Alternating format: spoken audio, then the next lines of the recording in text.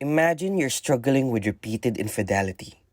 Every time the urge returns, you make the same promise. This time I'll fight it. I'll make it disappear. Yet somehow, the urges keep coming back.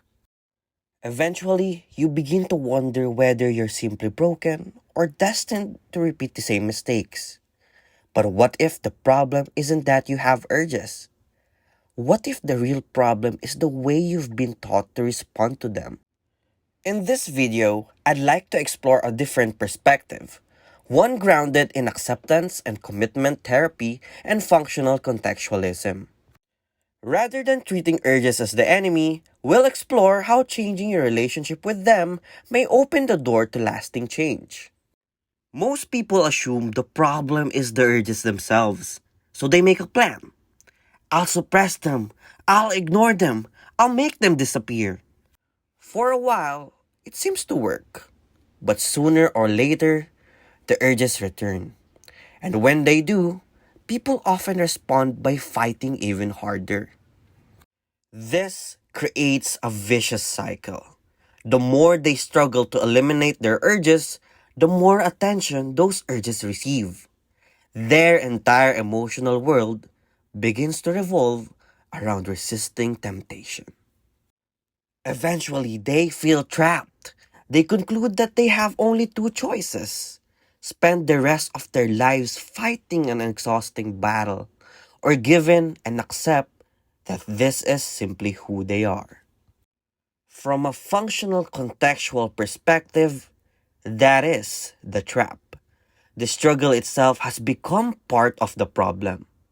Before we can find a way out, we need to ask a different question. Not how to get rid of urges, but whether there's a different way to respond to them. This is where many people begin to feel hopeless. After years of struggling, it seems there are only two options. The first is to keep fighting the urges for the rest of your life.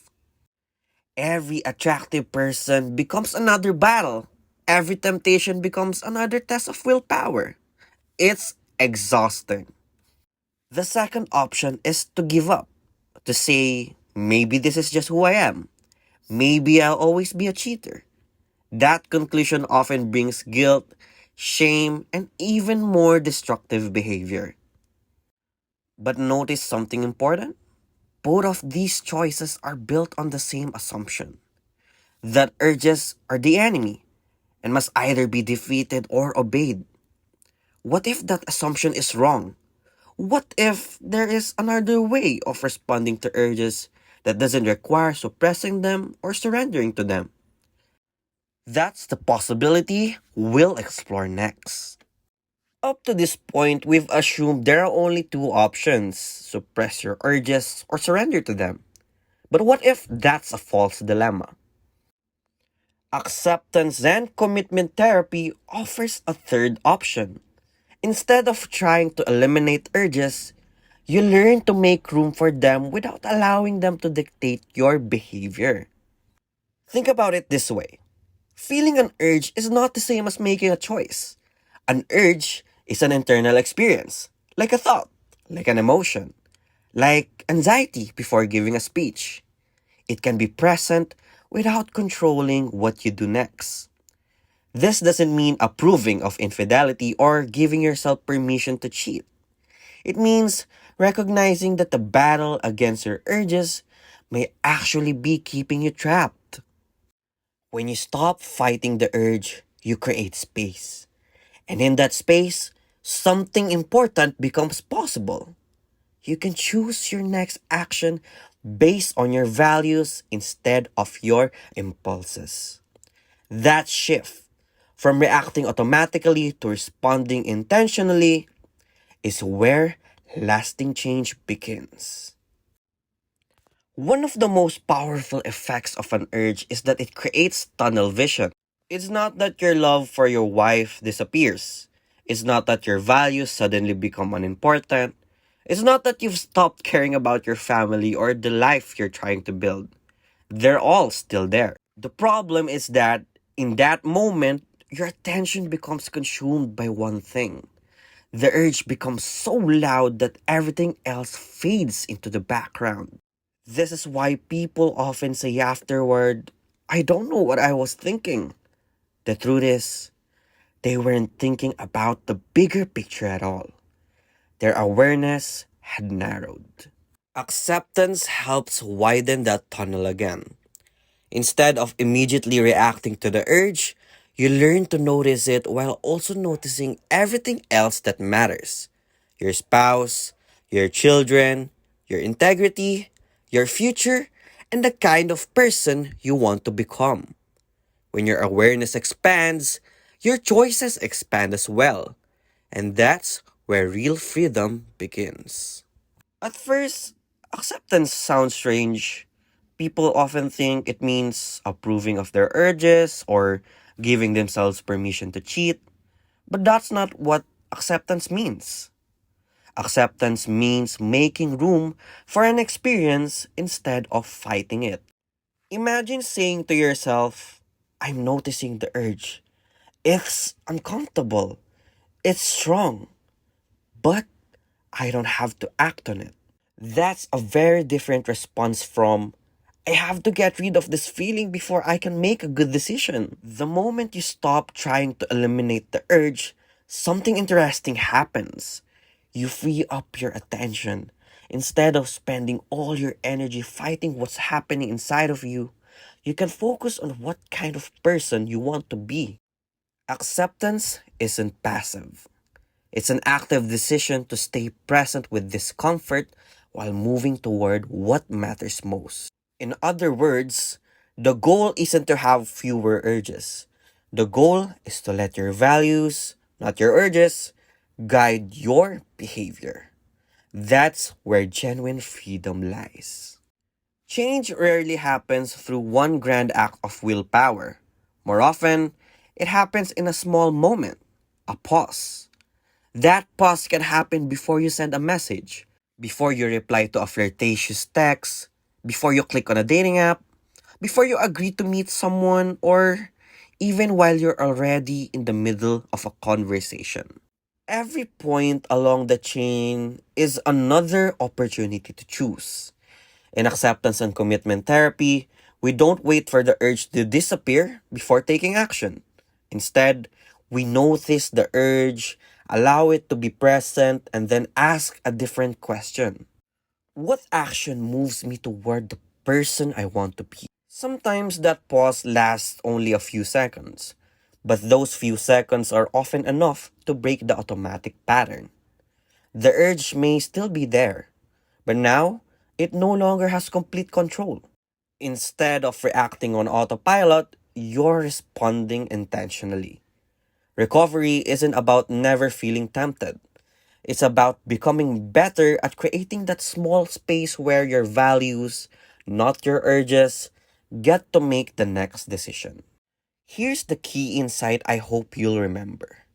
Your goal is not to become a person who never experiences temptation.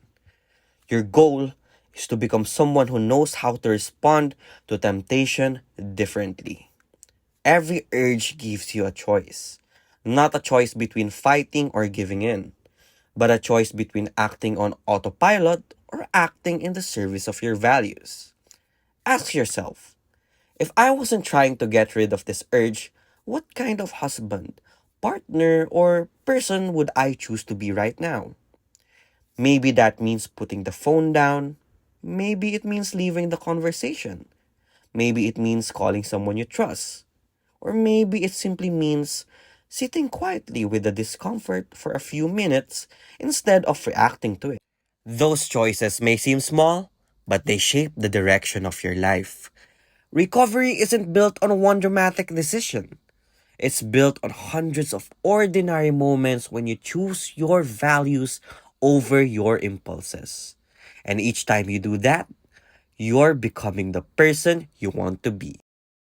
One of the biggest misconceptions about recovery is that success means never feeling tempted again. But that's not a realistic goal. Urges are part of being human. They may become weaker over time or they may continue to appear from time to time. The real question isn't whether they show up. The real question is how you respond when they do. Every urge is another opportunity to practice. Some days you'll respond well, other days you may struggle. You may even slip.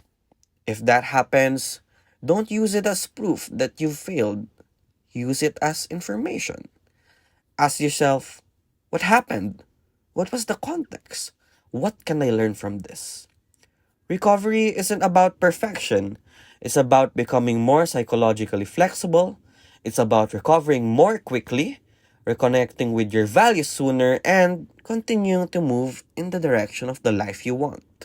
Think of it like learning a musical instrument or training for a marathon. Progress doesn't come from one perfect performance. It comes from showing up, practicing, and learning every day.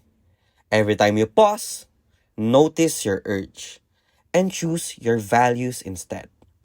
You're strengthening a new pattern. And over time, those small choices can transform your life. If there's one thing I hope you'll remember from this video, it's this. You don't have to stop having urges. You only have to stop letting them decide your life. Your urges don't define who you are. They are experiences that come and go. What defines you is how you respond to them. Every time you pause, every time you notice the urge without obeying it, every time you choose your values over your impulses, you're becoming the person you want to be.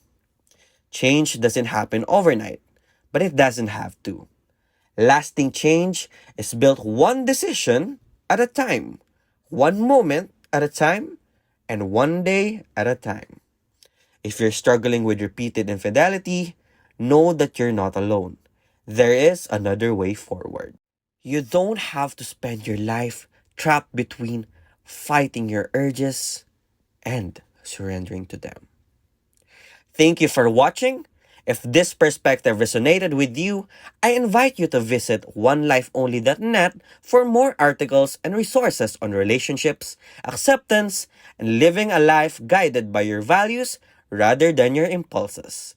Until next time, take care and keep choosing what matters most.